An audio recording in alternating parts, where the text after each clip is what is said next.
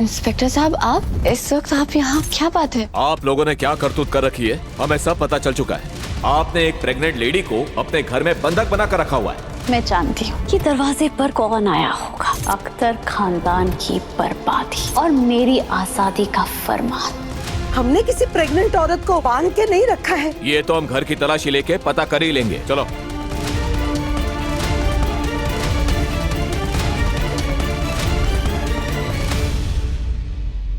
ये तो कायनात का फोन है। कायनात का फोन तुम्हारे पास क्या कर रहेगा सर?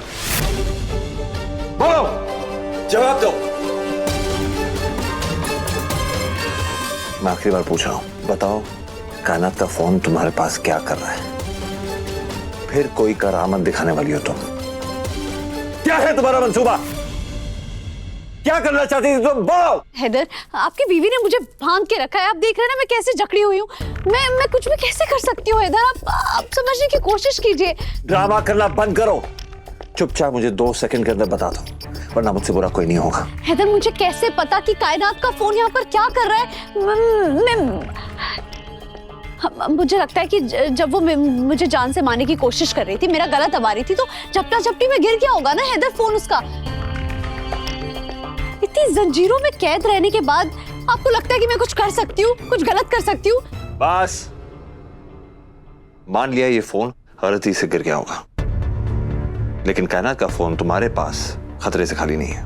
मैं फोन कायनात को दिखा रहा था।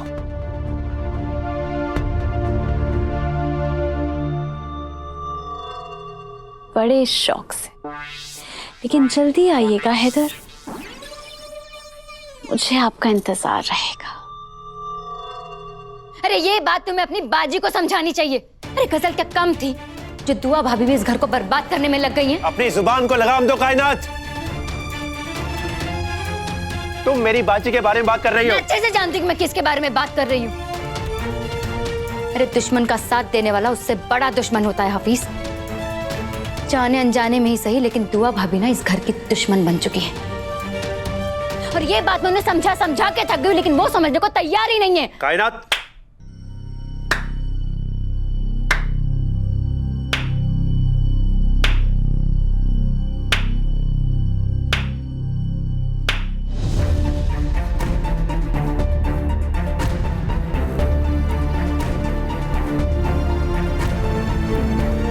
वाह कायनात वाह, जिस लड़की ने इस घर को बचाने के लिए अपना सब कुछ दांव पे लगा दिया, जिस घर को आबाद करने के लिए दुआ ने अपना सब कुछ बिखेर दिया, आज उसी को तुम अपना दुश्मन मान रही हो, इस घर का दुश्मन मान रही हो। मैंने कभी नहीं सोचा था कायनात कि तुम इतनी बेरहम, इतनी एहसान फरामोश निकलोगी। शुक्र है खुदा का कि दुआ ने ये नहीं सुना, वरना आज वो जरूर बिखर जाती।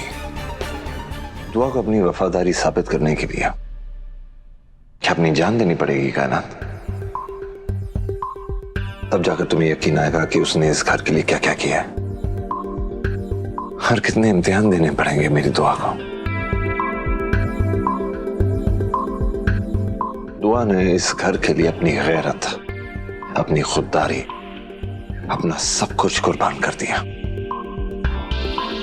और तुम दुआ के लिए इतने सख्त अल्फाज इस्तेमाल कर रही हो।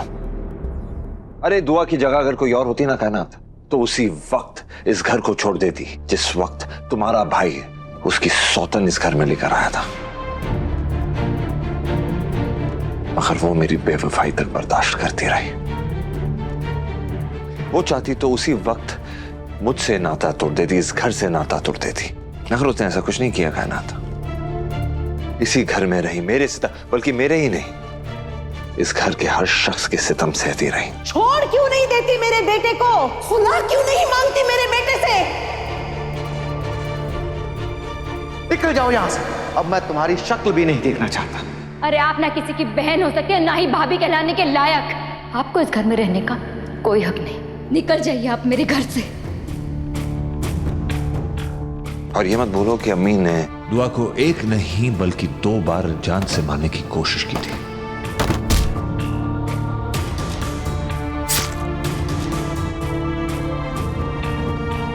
जब अम्मी की तबीयत नासाज हो गई थी, तो वो दुआ ही थी जिसने अम्मी की देखभाल की थी।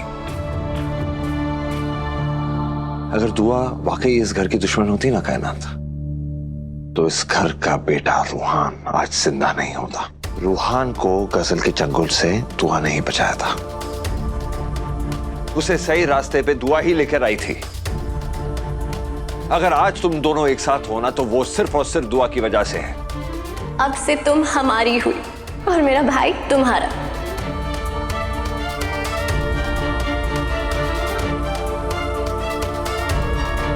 अगर आज तुम्हें औलाद नसीब हुई है ना कायनात, तो वो सिर्फ और सिर्फ दुआ की वजह से है। कायनात के पेट में मेरे खानदान की निशानी पड़ रही है। अगर इसकी तरफ किसी ने बुरी नजर उठाकर देखने की जुर्रत भी की ना, तो मैं अभी के अभी उसे पुलिस के हवाले करवा दूंगी, कुरान पाक की कसम। तुम्हें इस बात का एतराज है कि दुआ ने गजल को इस घर में रखा है, लेकिन शायद तुम ये भूल गई हो कि दुआ घर जोड़ने वाली औरत है, तोड़ने वालों में से नहीं। और उसका सबसे बड़ा सबूत तुम और हफीज का इस घर में रहना है। आज तुम्हें अपने ससुराल में फरुखाबाद में होना चाहिए था, लेकिन आज तुम इधर हो। पता है क्यों? दुआ की वजह से। शायद तुम भूल गए हो कि दुआ ने क्या कहा था। दुआ ने कहा था कि कायनात और हफीज के इस घर से जाने से घर ही सूना हो जाएगा। अरे दुआ के हम पे इतने एहसान है कि गिनते गिनते सुबह हो जाएगी, लेकिन अफसोस तुम दुआ को अपना दुश्मन ही समझ रही हो। जिस तरह तुम गजल से नफरत करती हो ना कायनात, उसी तरह हम सब भी करते हैं। अगर दुआ ने गजल को इस घर में पनाह दी है, तो उसकी वजह यह नहीं है कि दुआ इस घर की दुश्मन है, बल्कि उसकी वजह यह है कि दुआ अच्छी तरह जानती है कि जिस वक्त गजल के कदम इस घर से निकले, तो गजल इस घर को तबाह कर देगी, बदनाम कर देगी। वजह यही है। वाह भाईजान वाह।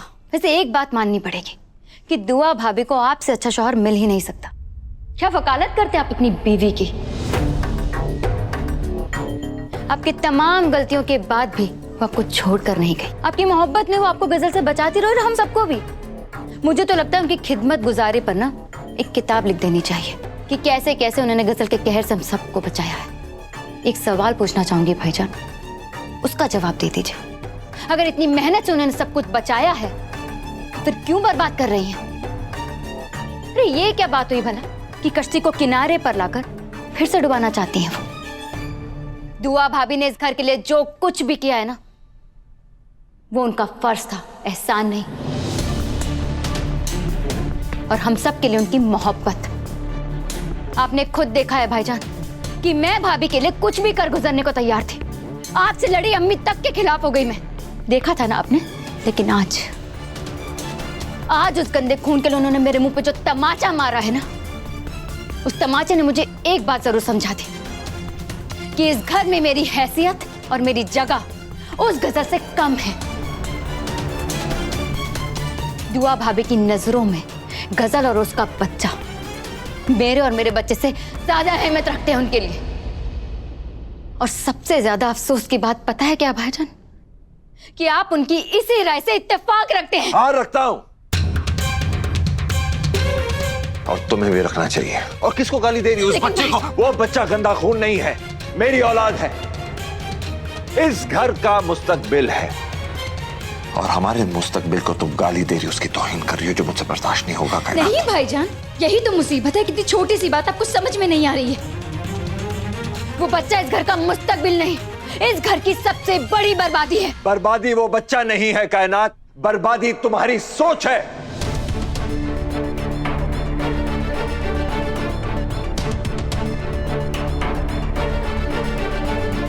आज तुम गजल और उस मासूम का खून करने वाली थी। शुक्र मनाओ कि दुआ इन वक्त पे वहां पहुंच गई, वरना आज तुम यहां नहीं, जेल की सलाखों के पीछे सड़ रही होती।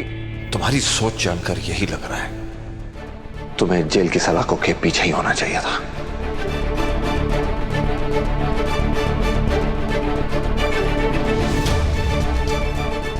खैर, मैं तुम्हारी यहां बातें नहीं सुनने आया हूं, ना तुम्हें समझाने आया हूं, बल्कि ये फोन देने आया हूं। जो गजल का गला घोटते वक्त तुम वहां उसके कमरे में गिरा कर आ गई थी। भाईजान मुझे और कुछ सुनना नहीं है। अपना गुस्सा और अपना फोन अपने पास रखो। भाईजान मेरी बात तो सुनिए।